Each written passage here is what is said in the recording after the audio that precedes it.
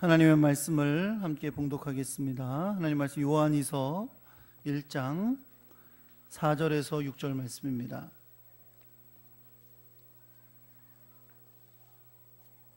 신약성경 요한 2서 1장 4절에서 6절까지의 말씀입니다. 제가 가지고 있는 성경은 신약성경 395페이지에 있습니다. 우리 4절에서 6절 말씀 함께 한 목소리로 봉독하겠습니다. 너희 자녀들 중에 우리가 하나님께 받은 계명대로 진리를 행하는 자를 내가 보니 심히 기쁘도다. 부녀여, 내가 이제 내게 구하노니 서로 사랑하자. 이는 새 계명같이 내게 쓰는 것이 아니요 처음부터 우리가 가진 것이라. 또 사랑은 이것이니 우리가 그 계명을 따라 행하는 것이요 계명은 이것이니 너희가 처음부터 들은 바와 같이 그 가운데서 행하라 하심이라. 아멘.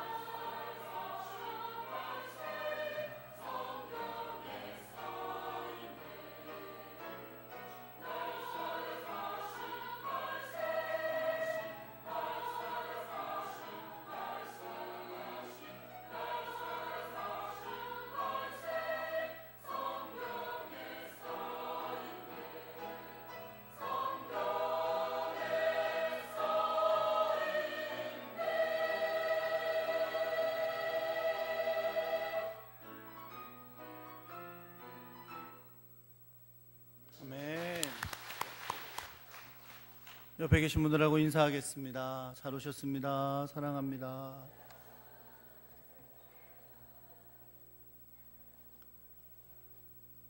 네, 인사하시는 거 보니까 이제 집에 갈 시간인데 무슨 설교를 한다 그러냐, 지금 이런 생각을 가지신 분들이 많이 계신 것 같아요. 네, 설교 길게 안 할 테니까 걱정하지 마세요. 네, 설교를 길게 준비 안 했더니 일부 예배 때는 또 곤란하더라고. 너무 예배가 또 빨리 끝나더라고. 네, 주의 놀라운 사랑과 은혜가 여러분과 함께 하시기를 우리 주 예수 그리스도의 이름으로 축원합니다. 한번 따라해 보겠습니다. 계명대로 진리를 행하는 자녀. 오늘 여러분과 제가 함께 나눌 말씀의 제목이 계명대로 진리를 행하는 자녀입니다. 설교가 짧으니까 집중해서 잘 들으셔야 돼요. 아셨죠? 이제 좀 들어볼까 하면 끝날지 몰라요. 말씀 가운데 큰 은혜 받으시길 예수 그리스도의 이름으로 축원합니다. 네, 어제 우리 큰아이가 축구를 하고 있는 용인축구센터에 학부모 간담회가 있었어요. 그래서 토요일 날 어디 가는 게 사실 좀 부담되지만 아무리 그래도 자식 일이니까 가게 되더라고요. 그래서 가서 간담회에 참석하고 이런저런 이야기도 듣고 또 용기 있게 손도 들어서 질문도 하고 막 그러면서 왔어요. 그렇게 간담회가 진행된 다음에 나중에 이제 감독님하고 코치님들하고 이렇게 간단히 인사하고 만나는 시간이 있었습니다. 그런데 3학년 합부형 한 분께서 대표가 좀 되시는 분인데 1, 2학년 부모님들한테 부탁을 하시더라고요. 우리 3학년들은 지금 이제 눈앞에 코앞에 닥쳐 있는 굉장히 심각한 문제들이 많이 있으니까 감독님하고 할 얘기가 많다는 거예요. 그러니까 1, 2학년 부모님들은 앞으로 시간이 많으니까 인사만 하시고 간단하게 나가주시면 우리 3학년들이 오랫동안 감독님하고 이야기를 하겠다, 그렇게 이야기를 하더라고요. 그래서 우리도 자식을 둔 부모인데 왜 그걸 이해 못하겠어요. 그래서 우리는 감독님하고 간단하게 인사만 하고 나왔어요. 그리고 생각하기를 이제 3학년들은 감독님하고 진짜 심각하게 한두 시간 동안 이야기를 할 모양이다, 그렇게 생각을 했거든요. 좀 있으니까 한 15분 전이니까 다 나왔어요. 다 끝나고 다 나왔더라고요. 지나가는 집에 가는 길에 3학년 부모님들 중에 안면이 있는 분이 계셔서 그분에게 생각보다 일찍 끝나셨네요 라고 얘기를 했더니 그분이 뭐라 그러시냐면, 아버님, 애들이 3학년 되면 다 그렇습니다, 그러는 거예요. 왜 그럴까요?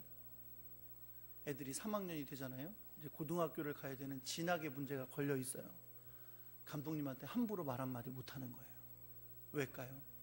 애한테 손해가 될까 봐. 야, 니네 엄마가 이런 말 했어, 너는 나한테 찍혔어. 그렇게 될까 봐 할 말은 산더미 같이 많은데 한마디도 못하고 끝나고 오는 거예요. 마음들만 이렇게 컸다가 감독님 얼굴 보니까 아무 말도 못하는 거예요. 우리 애가 혹시 그 일로 피해를 볼까 봐. 이해가 되시죠? 저도 이해가 됩니다. 너무 이해가 돼요. 혹시 내 한마디가 실수가 아이가 혹시 꿈을 가지고 운동하는데 방해가 될까 봐 걱정하는 마음이 있는 거죠. 여러분, 부모로서 살아가는 삶은 그런 것 같아요. 어느 정도 살다가 이제 아이들을 두고 지내면 그 다음부터는 인생의 기쁨이 아이에게 있어요. 아이가 잘 되면 기쁘고 아이가 잘 안 되면 슬프고, 내 삶의 중심이 아이에게 있는 거죠. 제가 미국에서 우리 큰아이를 낳는데 큰아이 낳고 둘째 아이 낳고 어느 정도 될 때까지 애들 어른 영화를 본 적이 없어요. 한 5, 6년 동안 제일 재밌게 본 영화 니모를 찾아서. 니모를 찾아서는 만화 영화가 있어요. 얼마나 많이 봤는지 대사를 다 외울 정도예요. 니모를 5, 6년 동안 나한텐 다른 즐거움은 없어요. 애들이 즐거우면 되는 거야. 애들이 재밌으면 되고 애들이 즐거우면 되고 애들이 행복하면 그게 다 나의 행복인 것처럼 그렇게 여기고 살게 되는 거죠. 내 인생의 기쁨을 아이들의 기쁨 속에 담아두는 거예요. 아이들이 좋으면 나도 좋다라는 것이 되는 거죠. 사랑하는 성도 여러분, 여러분은 자녀들의 삶의 어떤 모습을 보시면서 기쁨을 느끼시나요? 아이들의 어떤 모습을 볼 때 즐겁고 기쁘세요? 저도 아이 둘을 키우는 사람으로서 스스로 질문을 많이 해보게 됐어요. 이 말씀을 준비하면서 나는 아이들의 어떤 모습을 보며 기뻐하나. 요즘 여러분 중고등학생들이 시험 기간이에요. 그래서 그런가 국민일보에서 재미있는 기사를 하나 다뤘어요. 아주 일면에 다뤘더라고요. 작년에 한국기독교 언론 포럼에서 조사한 내용인데요. 질문이 뭐냐면, 학원 시간과 교회 예배 시간이 겹칠 때 자녀가 교회를 빠질 수 있습니까? 라는 질문이에요. 지금 뜨끔한 사람들 몇 명 있어요. 막 들려요, 소리가. 근데 여러분, 이 설문조사의 결과는 이런 거예요. 아이들이 학원 가는 시간과 예배 시간이 겹쳤어요. 부모에게 묻는 겁니다. 아이들 예배 빠지고 학원 가도 됩니까? 라고 묻는 거죠. 224명의 기독교인 부모에게 물었습니다. 당연히 자녀가 있는 부모에게 물은 거예요. 학원 갈 수 있는 나이에 자녀를 둔 부모들에게. 다 예수 믿는 사람들이고요. 이 조사 결과에서 전체적으로 볼 때는 46.4%가 학원에 보내겠다고 답했다고 합니다. 근데 재밌게도 이 조사는 세 부류로 나누어 진행이 됐어요. 그러니까 그 응답하신 분들을 세 부류로 나눌 수 있다는 거죠. 첫째는 장로, 권사, 안수 집사에 해당되는 중직자들. 둘째는 서리 집사들. 세 번째는 일반 성도들, 아직 집사가 되지 않은 일반 성도들. 이렇게 부류로 나눠서 했대요. 그러니까 우리가 짐작할 때는 어떠냐면, 중직자 자녀들한테는 당연히 이분들은 못 가게 했겠지. 다 교회 예배드리라고 했겠지. 그리고 서리 집사 정도면 몇 퍼센트? 한 60? 70 정도는 예배드리라고 했겠지? 일반 성도는 아직 신앙들이 별로 없으시니까 좀 아직도, 그러니까 이제 거의 학원 가라고 했을지 모르겠다. 이렇게 짐작을 하실지 모르겠어요. 근데 결과는 사실 충격적이에요. 중직자들의 57.4%가 학원에 보내겠다고 했답니다. 중직자분들 회개하세요. 대답도 안 하는 거 봐. 여러분들은 안 그러시겠지만 이게 강남이라 그랬나? 동네가 어디길래 그랬는지 모르겠지만 그랬대요. 일반 성도들은 53.5%가 학원에 보내겠다고 했답니다. 서리 집사, 대한민국에 가장 많다는, 어디 강남 가서 집사님 그러면 수많은 사람들이 돌아본다는 그 서리 집사는 34.2%가 학원에 보내겠다. 희망적이에요. 서리 집사들이 그래도 제일 나은 퍼센테이지를 보여준 게. 여러분, 제가 여러분에게 지금 충격받으라고, 상처받으라고, 찔리라고 이 말씀 드리는 거 아니에요. 근데 여러분과 제가 이런 결과들을 보면서 한 가지 질문을 해보게 됩니다. 뭐냐면, 왜 우리가 때로는 예배보다는 학원을 보내야 된다라는 생각을 하며 학원을 보내게 될까요? 50%에 해당되는 예수 믿는 사람인데도 왜 그렇게 하게 될까요? 이유가요. 오늘 제가 앞서 말씀드렸던 것을 근거로 생각해 보면 이렇게 여러분 대답할 수 있어요. 나는 아이들에게서 기쁨을 보기 원하는 것이 학원 가는 것과 더 가까워요. 그렇죠? 애들이 학원을 가서 시험을 잘 보고 좋은 성적을 얻는 것이 내가 아이들에게서 보고 싶어하는 기쁨이에요. 예배 드리는 것보다 그게 더 기쁘고 소중하다고 여길 수 있는 거죠.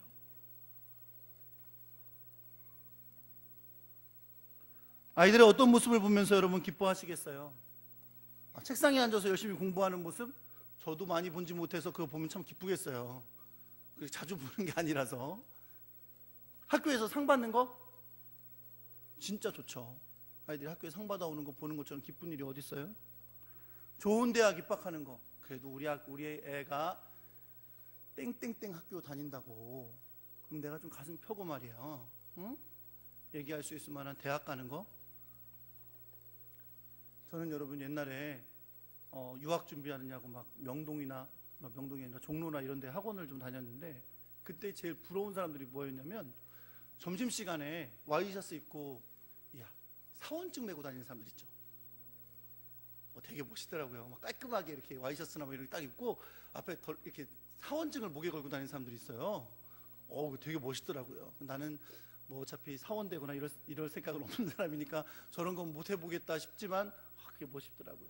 만약에 우리 아이가 정말 좋은 회사, S사, L사, 뭐 이런 H사 뭐 이런 데 들어가서 사원증 메고 있는 거 보는 거 얼마나 큰 기쁨이겠어요? 여러분 어떠세요? 그게 정말 여러분이 아이들에게서 보고 싶어하는 기쁨의 모습입니까? 지금 저는 이게 여러분이 기뻐하지 말아야 된다라고 얘기하고 있는 게 아니에요. 당연히 기쁘죠. 저도 그런 거 보고 싶어요. 그게 우리한테 너무나 기쁜 일이죠. 아이들이 잘 되고 성공하고 꿈을 이루고 하는 거예요. 저도 우리 아들이 딱 이렇게 태극기 하나 달았으면 좋겠어요.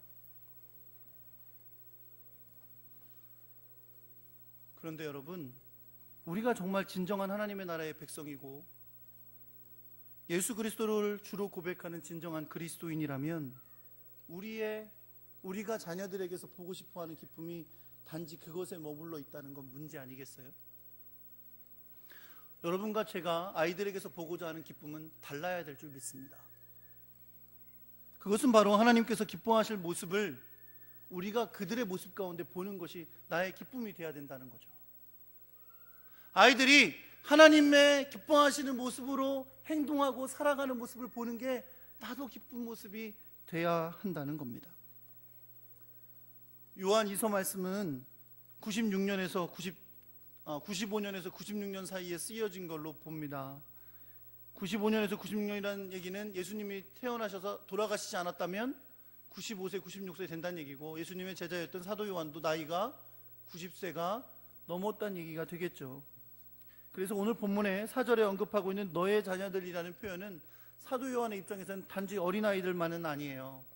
그런데 분명한 것은 뭐냐면 1장 1절에 보면 이 편지의 수신자들을 뭐라고 부르냐면 택하심을 입은 부녀와 그의 자녀라고 불러요. 물론 어린아이들은 아니지만 분명히 어떤 관계 속에서 이 말씀을 하고 있는 거냐면 예수를 믿는 부녀들이 있고 그의 자녀들이 있는 상태에서 이 말씀을 전하고 있는 거예요. 그런데 사도 요한이 오늘 본문 4절에 그 부녀자들의 자녀들의 어떤 모습을 보고서 심히 기쁘도다 라고 표현한 걸 볼 수 있어요. 영어로 하면 great joy를 나타낸 건데 아주 엄청난 기쁨을 의미하는 말이에요. 이 기쁨은 어떤 표현이냐면 아주 너무너무 바라던 것을 이루게 됐을 때 기쁜 거죠. 여러분 기쁘죠? 오늘 왜 이렇게 집에 갈 시간인데 안 가서 지금 기분 나쁘셔요? 네? 엄청난 기쁨, 엄청나게 기다리고 소망하던 것이 딱 이루어졌을 때 느끼는 기쁨이 있죠?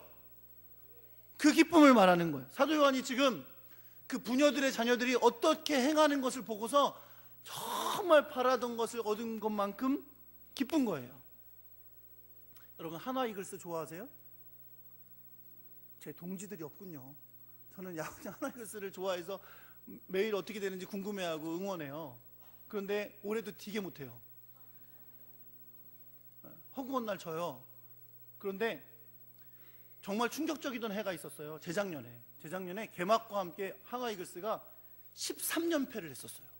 한 번도 못 이기고 리그가 시작됐는데 13번을 그냥 내리쳤어요. 한 번도 못 이기고 그러다가 14번째 경기에서 드디어 1승을 올렸습니다.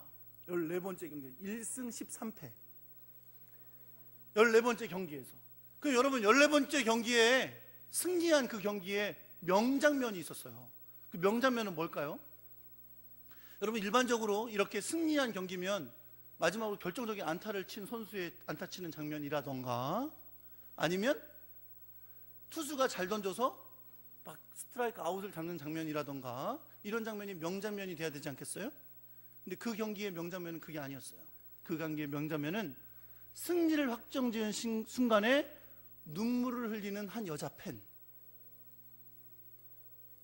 그 여자 팬의 모습이었어요.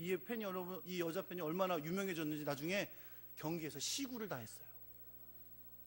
그리고 한화 이글스 사장 책상에 사진이 그 여자의 우는 모습이 딱 이렇게 있대요. 그랬는데 2년 동안 또 헤매고 있어요.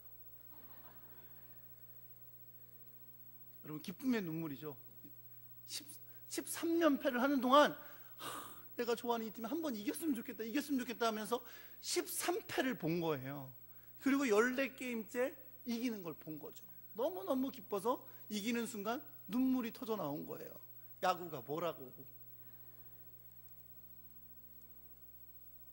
여러분 그런 기쁨, 야구팀 하나 이겼는데도 눈물이 나잖아요. 그렇죠? 그런데 오늘 이 사도 요한이 표현하고 있는 이 기쁨은 그거예요. 너무너무 간절히 보기 원했던 것을 본 겁니다. 그래서 그것을 엄청난 기쁨으로 표현하고 있어요. 그게 뭘까요? 그것이 여러분 오늘 본문 말씀에 뭐라고 표현하고 있냐면 내가 너희 자녀들 중에 우리가 아버지께 받은 계명대로 진리를 행하는 자들을 보았다 하고 말하고 있어요. 다시 말해서 그들의 자녀들이 하나님께서 명령하신 대로 살아가는 것을 보았다. 이건 내가 너무너무 보고 싶어 하던 거고 너희의 믿음이 다음 세대로 전수되고 있는 것을 내가 보고 있는 것이기 때문에 너무너무 기쁘다 라고 표현하고 있는 것입니다. 사도 요한이 이걸 기뻐하는 것은 뭐예요? 이것이 바로 하나님께서 기뻐하시고 원하시는 일이기 때문에 그렇습니다. 그리고 이 계명대로 진리를 행하는 가장 근본적인 것을 사랑이라고 표현했어요. 여러분, 예수님도 성경은 두 가지 사랑으로 다 요약된다 그랬어요. 첫째는 하나님 사랑이고 두 번째는 이웃 사랑이에요. 사실상 여러분 이런 것입니다. 하나님께서 주신 계명은 여러 가지지만 그 모든 것은 사랑으로 요약되는 거고, 그 계명이 삶으로 나타나게 되는 가장 핵심적인 모습은 하나님을 사랑하고 이웃을 사랑하는 모습으로 나타나게 되는 줄 믿으시기 바랍니다. 부녀들아, 내가 너희 자녀들 중에 하나님께서 주신 명령대로 진리대로 행하는 그것을 봤는데 너무너무 기쁘다. 너희들의 믿음이 아이들에게 전수돼서 그들이 진리 가운데 사는 걸 보니까 너무너무 행복하고 기쁘다 라고 표현하고 있는 겁니다. 사랑하는 성도 여러분, 말씀 이제 정리할 거예요. 제가 앞서 아이들이 주일에 예배 빠지고 학원 가는 것에 대해서 얘기했어요. 너무 원초적인 얘기였죠. 너무 대놓고 얘기했죠. 너무 직접적으로 얘기했어요. 불편하신 분들도 계셨을지 몰라요. 사실 여러분, 우리가 예수 그리스도의 십자가의 은혜로 죄와 사망의 권세에서 벗어나 하나님 나라의 백성이 된 사람이라면 일주일에 하루, 그 하루도 1시간 하나님 앞에 나와 구별하여 예배 드리는 것에 대해서 예배 드립시다, 빠지지 맙시다, 지킵시다 라고 말한다는 것 자체가 창피한 거예요. 우리가 받은 은혜가 그렇게 쌉니까? 별거 아닙니까? 그렇게 예배 드리기가 힘들어요? 우리가 받은 은혜가 그거밖에 되지 않습니까? 만약 우리가 내 자녀를 그 1시간 예배 드리는 것을 포기하고 학원에 가게 한다는 수준에 밖에 아직 머물러 있지 않다면 나는 내 신앙을 지금 점검해 봐야 합니다. 아마 여러분 이렇게 얘기하시는 분들 계실 거예요. 목사님, 우리 아이가 주의를 지키는 걸 내가 소홀히 여기는 게 아니고요, 그냥 1년에 한두 번 시험 기간이니까 그 시험 기간에 가면 시험에 딱 나올 만한 문제를 풀어준단 말이에요. 그 학원에 가면.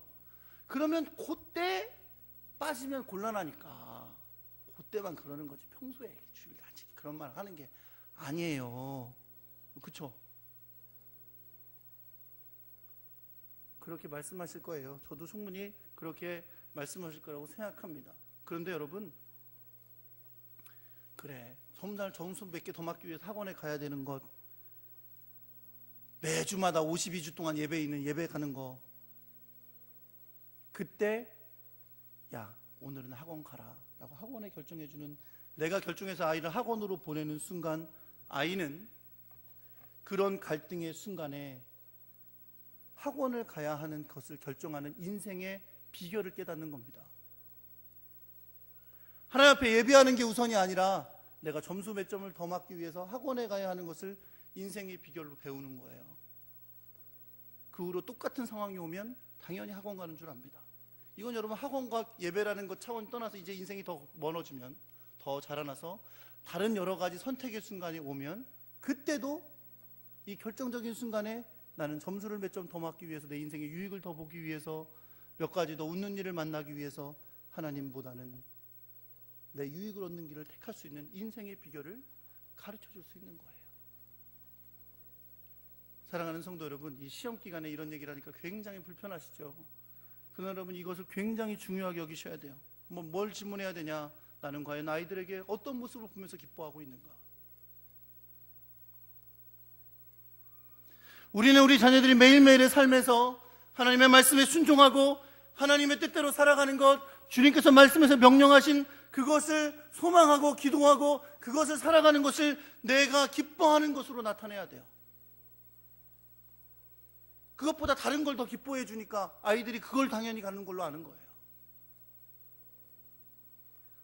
제가 지난 금요일날 오셨던 분들은 말씀을 들으셨는데, 시골에 한 교장 선생님을 만났어요.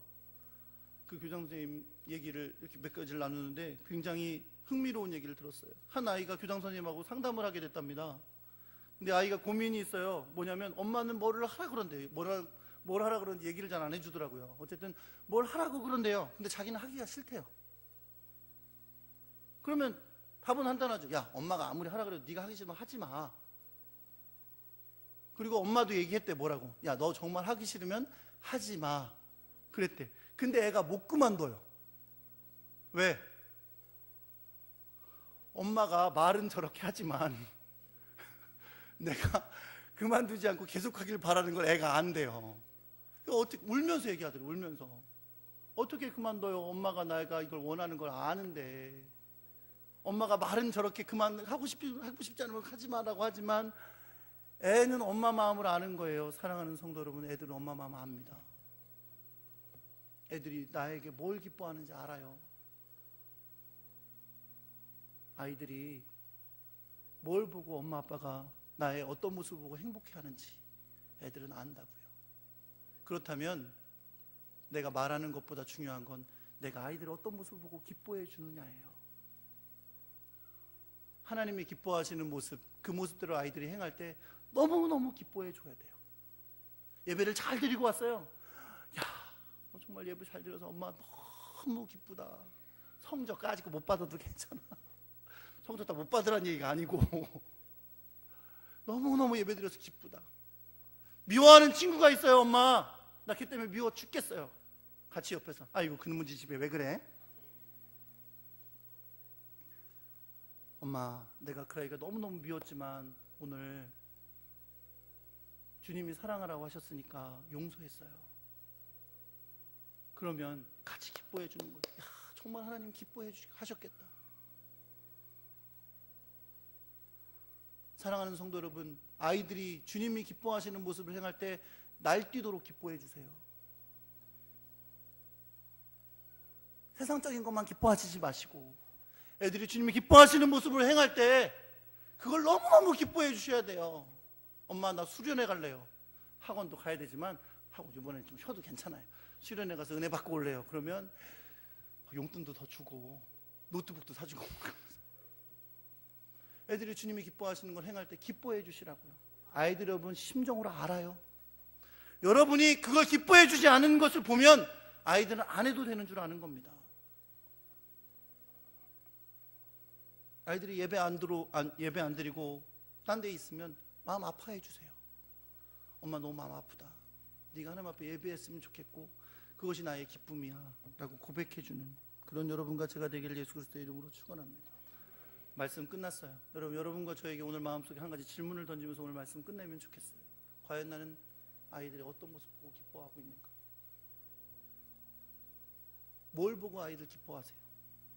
주님이 기뻐하시는 것을 행하는 것을 하나님 앞에서 우리 자녀들의 모습 가운데 기뻐해 줄 수 있는 그런 여러분과 제가 되기를 예수 그리스도의 이름으로 축원합니다.